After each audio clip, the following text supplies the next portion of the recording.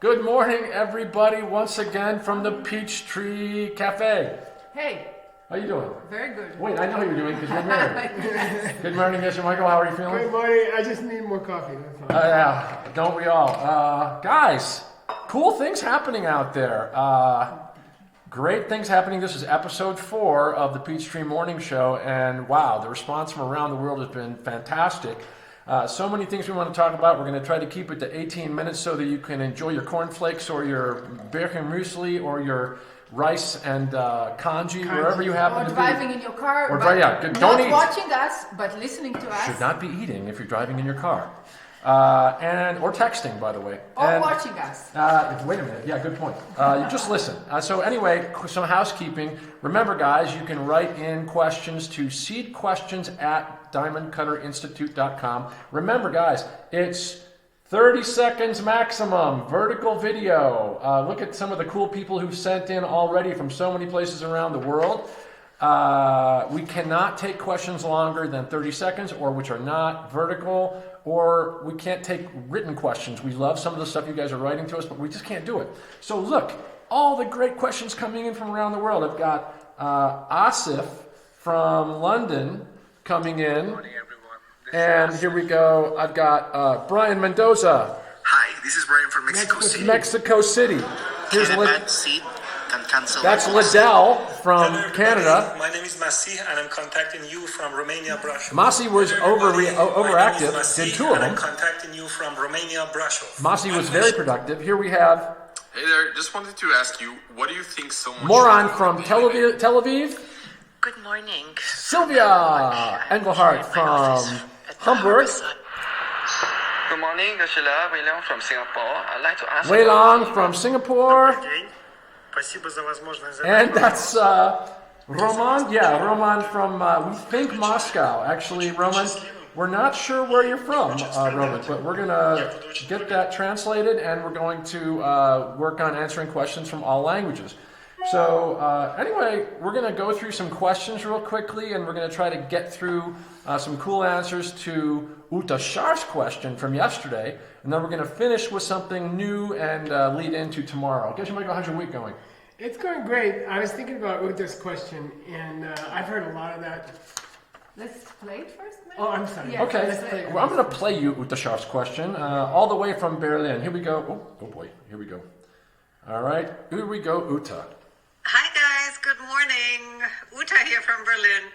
And my question is, nowadays in the big cities, and certainly not only in Berlin, we seem to have more and more difficulty finding affordable, large enough, sunny space to live and to work in.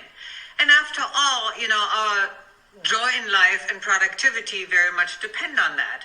So what kind of seeds do we have to plant to see more of it? Thank you. Cool question, Uta. Excellent question. Hi guys. Whoa, hi. Hi, Uta. How are you? So, what do you think, guys? Yeah, guess so. Why don't you Well, I like this question because a lot of people have been asking me about it lately. Friends from Hong Kong, friends from Singapore, friends from New York City. San Francisco is one of the worst in the world. And people are just having trouble. It's not just that they don't have a place to stay, It's not just that I need an apartment or I need a place to stay. And it's not just that I need more square footage or something like that. It's that I can't find a place which is affordable. And then secondly, I loved Uta's question because she said, I can't find a place which is sunny and which is joyful to live in. I want some place that's not, I don't just want a box with a lot of square footage. Yeah. I have a problem with affordability, but I also want quality of life in my apartment. I want an apartment which is sunny, and I want one which is a happy place to work, because when you think about it, more and more people are working at home. Right. So, they don't want to be stuck in a box all day, all night. They have to live there, they have to sleep there, they have to eat there, they have to be with their family there. And then on top of that, if it's like a prison or it looks like a coffin, then what's the use? Then your quality of life drops a lot. I used to enjoy the commute to New York City, 2 hours on the bus through the gasoline fields. You don't get that nowadays. You're locked at home. So, in my opinion, it's a divide and conquer question. When you talk about seeds, so this show is about seed system. we call divide and conquer, you know, divide it into the different things that she wants. And I say she wants 3 or 4 different things. What do you guys think they are? Okay, so first is a place to live, right? Yeah, that's the the most important. important. Yeah. But then she wants a certain kind of quality in that place. Yeah. She wants it to be beautiful, comfortable, which I assume, if I understood correctly, no pollution, healthy place. Yeah. Right. Right. You missed one more thing. Affordable. Affordable. Right. Yeah. Okay, great.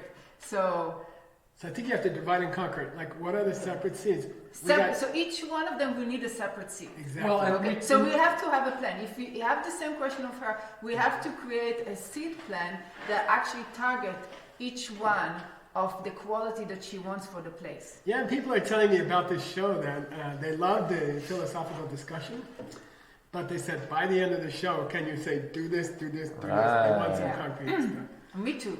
Yeah, so let's go. So look, you want to talk about... So let's start with the place. You want basic seeds and then finishing seeds? You want to talk about detail? I mean... Well, I have another suggestion, which I always have.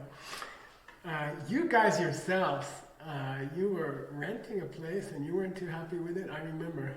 And then you came to me and we had a long discussion about seeds. And if you don't mind, I think your story might be interesting, what happened.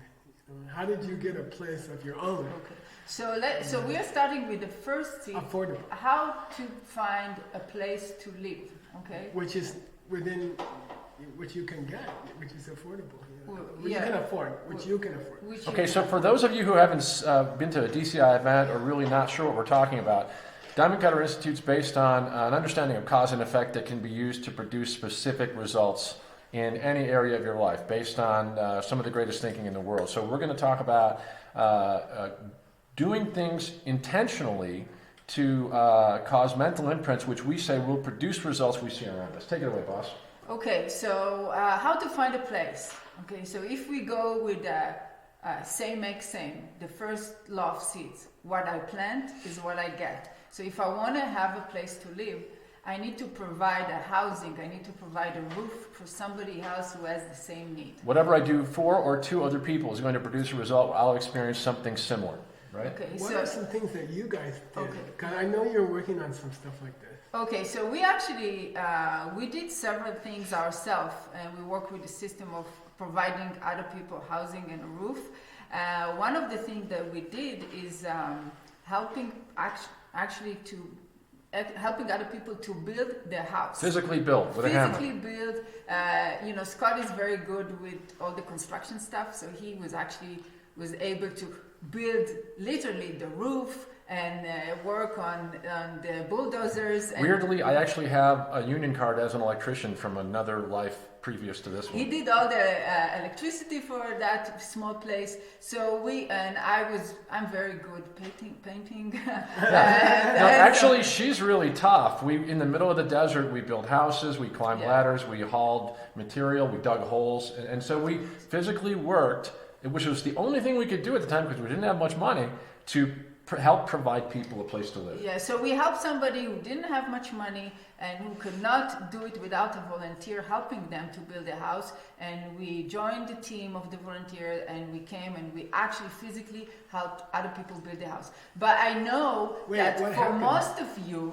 it's not something you can do, okay? So maybe you have to find a different way to plant a seed to provide other people housing. You got to get creative in finding a way that you can contribute. Even you don't have to have money to make money. You can help other people to have financial security. You don't have to have somebody who's building a house to help somebody have a house. You can figure out some creative way to help somebody get into a house, help somebody figure out how to get a mortgage, help somebody to sort out their financial security, or to look for a house that's affordable for them, or do some work. But I have to say, Uta's question is different. She said, I don't want only a house, right? She said, I want a house which has good environmental surrounding. You know, looking at the time, I think we got to take this question in pieces. So just the basic seed to find your place. I remember in New York City, we had the same problem. We couldn't find a place for our place to hold our classes.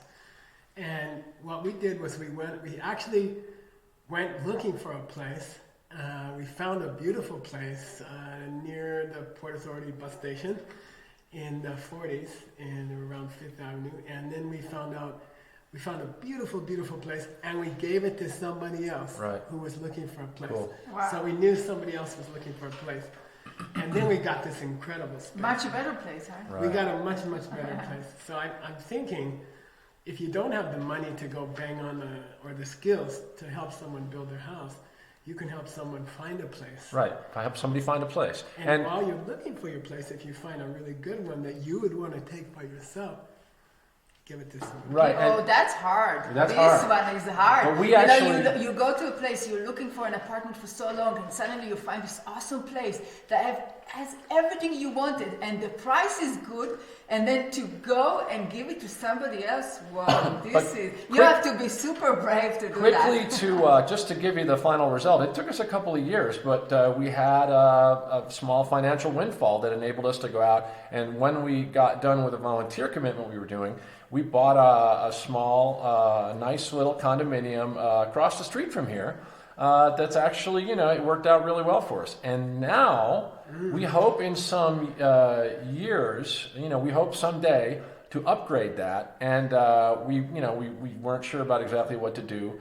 And we're saving our money. And we looked around for opportunities, and we found out that some friends of ours in Vietnam are able to build houses for underprivileged people in Vietnam for about $3,500 US. So as of a couple weeks ago, we just began building our second house for people in Vietnam. We just gave money to some friends of ours that can make an entire house happen for somebody for $3,000-$4,000. And that's a great sense of gratification. We just started our second one. We're hoping that those seeds that we're planting are part of what will help us upgrade our house sometime in the future. So you got your own... We got our first house. You don't pay rent anymore, right? We own it. We own it No completely. You paid mortgage, rent your whole life. No mortgage, no rent. And by helping someone build their house, you were able to get your own condominium. We got a house, And now you're going to take the next step and get your own house without rent. Yeah. And you're going to do that by helping to build houses for people in very poor countries. Yeah, we found two houses that we love, and we realized we're not quite ready, and it was heartbreaking. But it was heartbreaking to walk away from them. But when we walked away, we said, we hope somebody enjoys this place that we're not ready to buy, or we can't buy yet. So I think it's important to say that we are not suggesting here that there is only one way to plant the seed. Right. It's not that there's only one way to plant the seed for housing is to go and build somebody else a house.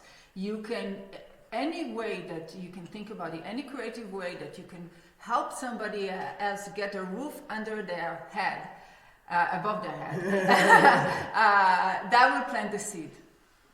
So the motivation and to apply and help somebody else who has this need will plant the seed for you to get. But then in DCI events around the world, we typically talk about using what in DCI we call the 4 steps of planting an intentional imprint to create a result. And then we say you get the basic result, and then you work on what you might call finishing seeds in order to create the details like what Uta was talking about, to get the place which is affordable, the place which is beautiful, has plenty of light, all those things, right? Yeah. I'm thinking we talk on a later show, we talk about getting a sunny place and getting a comfortable place and getting a place that has a grocery store. Right. But I'd like to throw in one more thing right now because we have about 2 minutes left. Before we close. Before we have to close up with the living example thing, you see? So you guys don't even know it, but right now you're being a living example. People are looking at you. People are saying, look, their whole life they rented a place. Then they decided to use the seeds to get their own place that they could own for themselves. And now they're going to upgrade that condominium to a full big house by using seeds, So in a way, the fastest way to get the seed to open and strongly is to have the motivation that it's not just that I'm going to get my house or I'm going to get my new apartment. Right. People are going to ask me, you've been looking for so long and now you suddenly got this beautiful, sunny, joyful place. And how did you do that? And I think if part of your motivation is, I'm hoping that other people will see how I did it, and then they'll be impressed and they'll also try to do this way of planting seeds. I think that motivation, traditionally in the ancient wisdom, is supposed to be the way to make the seed grow fastest and strongest. So I think that's the secret to making the seed open fast and strong, is to have this second motivation that I want other people to see the real way to get your own house. Yeah, thank you, Michael. So motivation is a big thing, the right motivation. By the way, guys, this question that Uta has is also in the Diamond Cutter book. So if you guys are curious to know the question right now, we are giving you a clue. Go to the Diamond Cutter book, and one of the correlation is related to it. And I want to tell you something else that I remember back to that time when we were building those houses. Arit and I had only known each other for about, I don't know, a year, and we're coming up on our 10th wedding anniversary. But it was really a beautiful time. I remember it being very strong motivation, really a great sense of like hope and excitement about helping these people to build their houses. And so I can say we really felt good about it, and we really felt we saw a very clear result. Okay, so we're 2 minutes away from 18 minutes now, and this is usually the time we start wrapping up and talking about tomorrow. Yeah, so let's get it down. We had a request, and I tend to talk about philosophy too much. People say, give me a concrete steps that I can take. So how would you summarize 2 or 3 concrete steps to getting your own place? Because you did it yourself. You want to you want a house, you want a beautiful house, help somebody else find a beautiful house. Do the work, look online, look around town, go to places and help, basically become that person's advocate. Or maybe help them find a good clearinghouse for mortgages, an apartment-like search company, help them work through the process. Any seed that you plan to help somebody else find a roof, that it will plant the seed. Or to improve their housing situation, you could help someone fix up their house, like do work for them to make it more beautiful inside the place they live, because that's the kind of result that you want to get. And I would say that thing one more time. Find another person who's looking for a great apartment. Go looking for your apartment. Right. When you find the perfect apartment, give it to them. Yeah. And that's a dynamite seed. Yeah, that's a hard one. This is for brave people. That's for brave people. Yes. That's a hard one, Uta. Yeah. Good luck with that. But that was a great question, and a lot of people have that question around the world. A lot of our friends in Hong Kong are struggling with how to find good housing. Singapore, everywhere. New York. Yeah. So now we're going to finish up and get ready for tomorrow.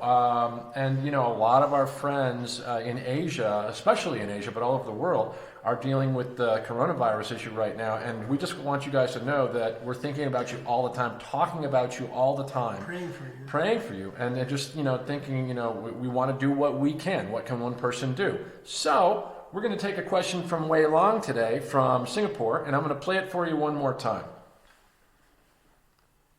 From Singapore, I'd like to ask about the... Let's start Wei Long one more time. Here we go. Good morning, Sheila. William from Singapore. I'd like to ask about the virus question. Would the effect of doing the seeds, such as looking after the health of somebody, giving an apple, etc., have the same effect on everybody? And for countries with more serious cases, what more can we do? Thank you. Okay, did you guys understand the middle part of that? Good morning. Yeah. Why don't you summarize for us? I would say he's thinking, what is the most... what I heard...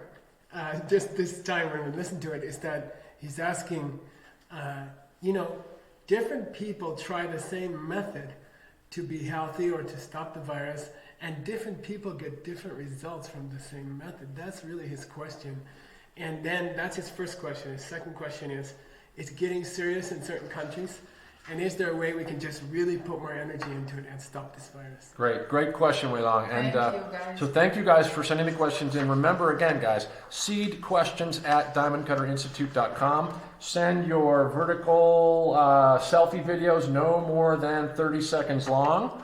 And we're seeing a lot of great questions come in. We're going to try to answer all of them on the air, or get somebody back to you. And we're having a lot of fun having our morning with you, having our breakfast with you. Hope you guys have a great day, and we'll see you tomorrow. All right? Bye. Yay!